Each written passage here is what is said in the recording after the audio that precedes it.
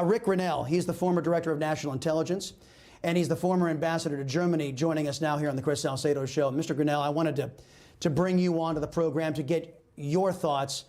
I thought we couldn't get lower than the attack on the Capitol, where a couple of hundred people broke away from a mostly peaceful protest, 100,000 so people that just sat outside with flags in their hands. I thought we couldn't get lower until what I'm seeing here today in this last week. Look, I think that we always have to start and finish when talking about this situation, that anyone who breaks the law, riots, loots, tries to go into situations like the Capitol or in Portland or in Minneapolis where they break into the courthouses, or when individuals take political rhetoric to another level and they try to shoot people on a baseball field in Washington, D.C. All of this violence must be condemned from the beginning to the end by everyone. And the fact of the matter is, Chris, it hasn't been. I'm so proud of Republicans who have immediately said this violence is unacceptable, arrest every single person that did that and broke into the Capitol. But I haven't heard the Democrats do the same thing. And this is the hypocrisy of Washington that everybody is sick of. What the Democrats have successfully done now is politicize impeachment. So going forward now, when Republicans get control of the House or the Senate, and they will, it might take a couple of years, but they will, they then will have to decide, do we go back and try to impeach Jimmy Carter for the Panama Canal? Or do we take the high road and try to get impeachment back to what it was designed to be? The Democrats have ruined impeachment. They've put it into the political tool shed. And I think it's terrible. It's weaponizing government once again. Well, they've done it with the IRS. I don't think they've done it with Fast and Mr. Furious, Grenell, a whole bunch of agencies. Yeah, I don't think you have to worry about the current leadership of the Republican Party. They don't have the intestinal fortitude to do what Democrats have done. They just don't. I'm going to play something else. I want you to react to this. This is, guys, can you get the second soundbite ready? This was the Democrats trying to, and this is what I think they're actually trying to do. They're trying to politicize. This is the Democrats and their agents in the biased press. They're trying to say anybody who opposes us, that's who the criminals are.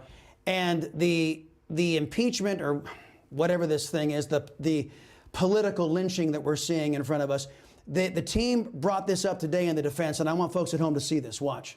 We've got to keep fighting and keep focused. We will fight when we must fight. We've been fighting, and we need to fight, but we also need to fight. It's always going to be an uphill fight. This is going to be a fight. We always must fight.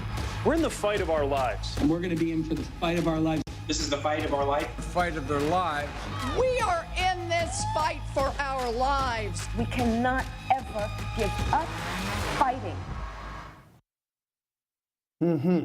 That is the language they want. The prosecution here is trying to say that President Trump, this fight language is what he deserves to be impeached for. Of course, they've all undertaken that, but it's okay. The Democrats are saying with a straight face, and the folks over at CNN with a straight face, and the folks over at MSNBC with a straight face are saying, Democrats can say all of this language. It's now prohibited for Republicans to say that, or conservatives to say that, and they want this double standard to stick. Am I wrong?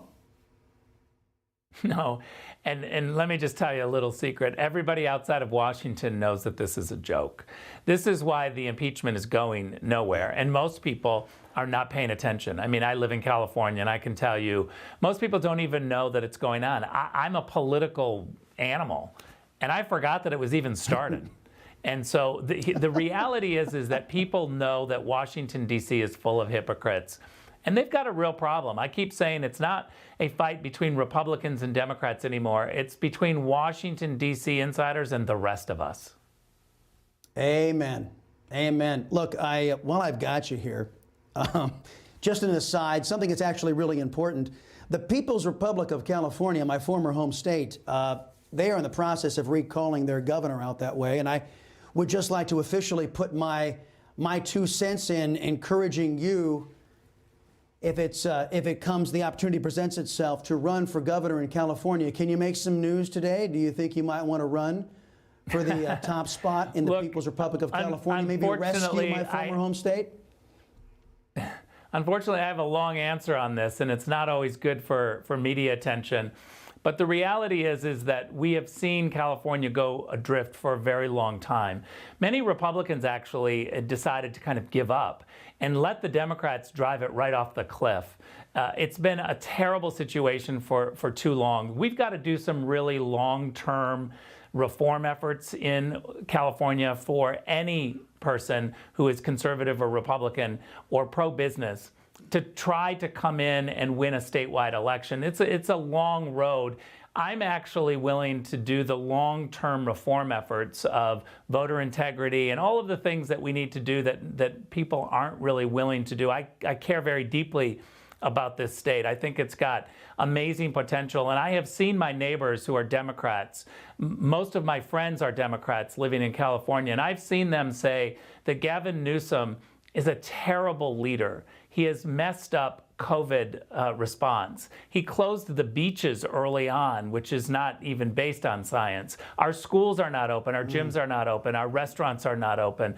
It's a real shame. And what he's been able to do is ensure that rich people get the vaccine while a whole bunch of people with cancer and the elderly are not getting the vaccine. He's a disaster of a governor, and this is a Republican, Democrat, independent judgment. And I believe he will be recalled, but we still have a ways to go. We've got to reach 1.5 million verified signatures, so we need to get well over what we currently have if we're going to be able to have a recall election. Well, look, Mr. Grenell, first off, about Gavin Newsom, he's got great hair, and that's all it takes out there to be elected as a Democrat governor in California. That's but because it's all the air that is inside the head that keeps the hair looking so good. But I hope that if that recall effort happens, you will seriously consider it, because California sure does need you. And I know I'm not the only person on television and radio encouraging you to take a look at that. Would you do me a favor, Mr. Grenell? Hang out a little bit. I'm going to go back to this lynching of politics on Capitol Hill right now and dip in to hear what they're saying, these questions being posed to both the prosecution and the defense. Let's listen in.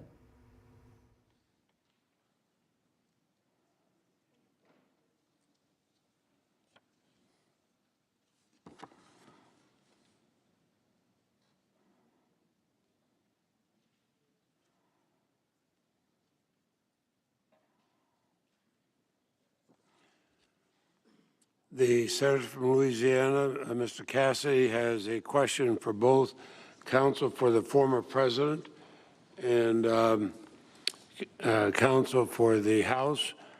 The clerk will read it, and counsel for the former president will go first for 2.5 minutes. Then the House representatives will have 2.5 minutes.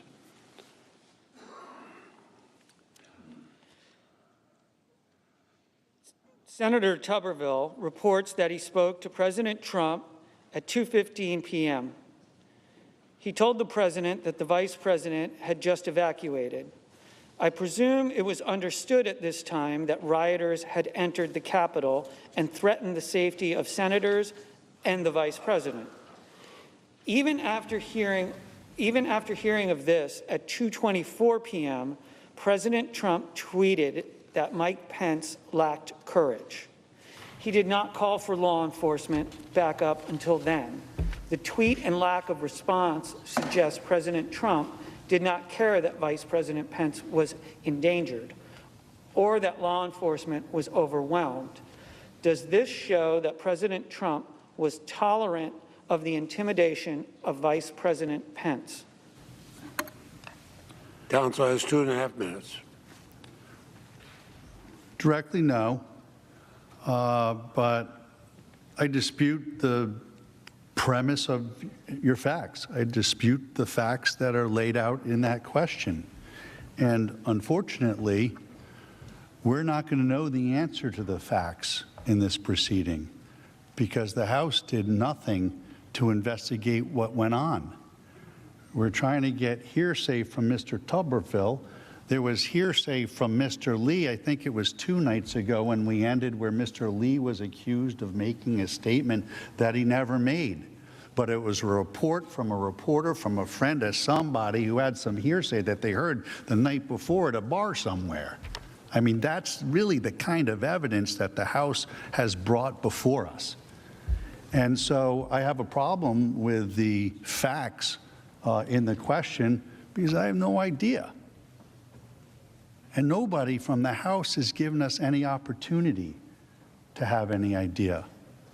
But Mr. Trump and Mr. Pence have had a very good relationship for a long time, and I'm sure Mr. Trump very much is concerned and was concerned for the safety and well-being of Mr. Pence and everybody else that was over here. Thank you. Manager and part of the House of Representatives have 2.5 minutes. Thank you, Mr. President. You know, my counsel said before, this has been my worst experience in Washington, and for that, I guess we're sorry, but man, you should have been here on January 6th. So the counsel for the president keep blaming the House for not having the evidence that's within the sole possession of their client, who we invited to come and testify last week. We sent a letter on February 4th. I sent it directly to President Trump, inviting him to come and to explain and fill in the gaps of what we know about what happened there. And they sent back a contemptuous response just a few hours later. I think they maybe even responded more quickly to my letter than President Trump did as a commander-in-chief to the invasion and the storming of the Capitol of the United States. But in that letter, I said, you know, if you decline this invitation, we reserve all rights, including the right to establish a trial, that your refusal to testify supports a strong adverse inference. What's that? Well, Justice Scalia was the great champion of it. If you don't testify in a criminal case, it can't be used against you. Everybody knows that. That's the Fifth Amendment privilege against self-incrimination. But if it's a civil case and you plead the Fifth or you don't show up, then according to Justice Scalia and the rest of the Supreme Court, you can interpret every disputed fact against the defendant. That is totally available to us. So, for example, if we say the president was missing in action for several hours and he was derelict in his duty and he deserted his duty as commander-in-chief, and we say that as inciter-in-chief he didn't call off dogs, and they say, oh no, he was really doing whatever he can, if you're puzzled about that, you can resolve that dispute, factual dispute, against the defendant who refuses to come to a civil proceeding. He will not spend 1 day in jail if you convict him. This is not a criminal proceeding. This is about preserving the republic, dear Senate. That's what this is about, setting standards of conduct for the President of the United States so this never happens to us again. So rather than yelling at us and screaming about how we didn't have time to get all of the— There you go, folks. You heard it. Setting standards of conduct for the president, Republican presidents, not for any other presidents. I'm going to bring back in Rick Grenell. You saw the exchange, Mr. Grenell, and what was your take on the burden of proof? We're accusing Mr. Trump, and he has to bring the proof to us. But the House investigators, they're supposed to conduct an investigation before they impeach a president, and this guy is not a sitting president. So you go ahead and just give me your evaluation of that exchange back and forth. Look, it's hard to follow these guys because in one instance, they're presenting doctored information like what Eric Swalwell is doing. And then in another, they're trying to say, let's have a rational discussion. They abandoned the rational discussion a long time ago. And so they're trying to play both sides of let's bait the president into a rational discussion, and then we're going to show doctored footage and information. So this is just a scam. Again, they've weaponized impeachment. They've ruined this tool that we've had because going forward, make no mistake, it's now going to be used as a political tool, not as its intended purposes. No, it's very true. And I am struck by how Republicans, 11 Republicans in the House and 6 Republicans in the Senate said, you know what, the Constitution, just like the Democrats, socialists have been saying for decades now, the Constitution means what we need it to mean. If we need to take somebody out at the political knees, we get to say the Constitution is anything we say it is. and they get to ignore the actual text inside of the Constitution. Is that striking to you? It's really a problem, and it's a consistent problem in Washington, D.C. It's really, we've seen it all the way back to the Russian collusion narrative, where those in Washington, D.C. who have the information, they have edited it. They have used it against people. They have decided that they can classify some instances and they can make sure that the public doesn't get the full picture. We've seen this over and over, and I think it's a real manipulation of the public and a manipulation of the truth. Washington, D.C. can only get its power if it controls the narrative and it spoon feeds it to the rest of the people in the United States. And I think that's one of the things that they are most upset about Donald Trump, is that when he was president, he literally would tell you what he was thinking through social media. We knew exactly what was going on, and we didn't need the media. Their power was diminished, which is why they collectively had to lash back, get them off social media, and try to get their power back by controlling the information. Mitt Romney and Toomey and Cassidy and Liz Cheney and Fred Upton and all the others, they have made no bones that they want to expunge President Trump from the Republican Party, and they want to expunge his supporters from the Republican Party. Nikki Haley came out today. I got to be honest with you, this one actually kind of shocked me. Also turning her back on the former president. You got any thoughts on that? I'm not surprised. Look, I think that President Trump is 100% the leader of the Republican Party. Whether he decides to run or not, he's told me in the past that he was definitely going to run. I think the reality is that we haven't had a leader of the Republican Party that has grown Hispanic support, Black support, inner city support, support from women and gays. This is a president who has really put together an incredible coalition, and I think anyone who thinks that he's just going to go away quietly is dead wrong. He's going to be the leader of the party and certainly have the decision on who's going to be the nominee in 2024. If I can pivot away from something that's not really important to the American people, which is this sham that's going on, but something that is important to the American people, our relationship with communist China and the dictatorous regime that runs that joint.